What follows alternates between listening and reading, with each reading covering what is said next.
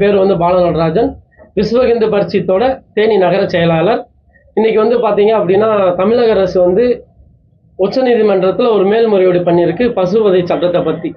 இதை பற்றி ஒரு விளக்கமாக என்ன சொல்லணும் அப்படின்னா, தமிழகத்தில் வந்து பார்த்தீங்கன்னா உயர்நீதிமன்றம் உங்களுக்கு வந்து பொது இடங்களில் வந்து மாடுகளை வெட்டக்கூடாதுன்னு சொல்லிட்டு சட்டம் நிறைவேற்றியிருக்கு. இப்போ அதை வந்து பொது இடங்களில் வந்து வெட்டலாம் அப்படின்னு சொல்லிட்டு நம்மளோட தமிழக அரசு மேல்முறையீடு பண்ணியிருக்காங்க உச்சநீதிமன்றத்துக்கு. இதை வந்து நாங்கள் விஸ்வ இந்து பரிஷத் சார்பாக வன்மையாக கண்டிக்கிறோம். பொதுவாக வந்து பார்த்தீங்க அப்படின்னா, பசு அப்படின்னாவே நமக்கு புனிதமானது, இந்து தர்மத்துக்கு மிக மிக முக்கியமானது. ஒரு எல்லா வீட்டு விசேஷங்களுக்கும் முதல்ல வர்றது வந்து கோ பூஜை தான்.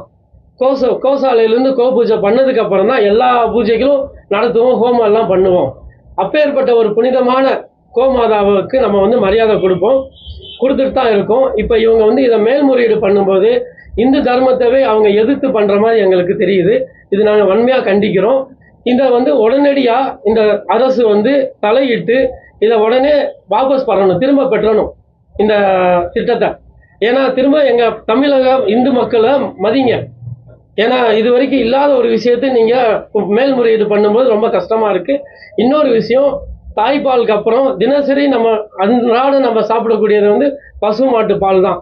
இன்னைக்கு வரைக்கும் நம்ம சாப்பிட்டுட்டு இருக்கோம். அந்த நன்றியோடு இருக்கணும், அந்த நன்றியை காப்பாற்றுங்க. இதை வந்து நீங்கள் உடனடியாக நடைமுறைப்படுத்தலாம் அப்படின்னா இந்துக்கள்லாம் சேர்ந்து மிகப்பெரிய போராட்டத்தை சந்திக்கிற மாதிரி வந்துடும். ஏன்னா இது ரொம்ப ரொம்ப முக்கியமான விஷயம்.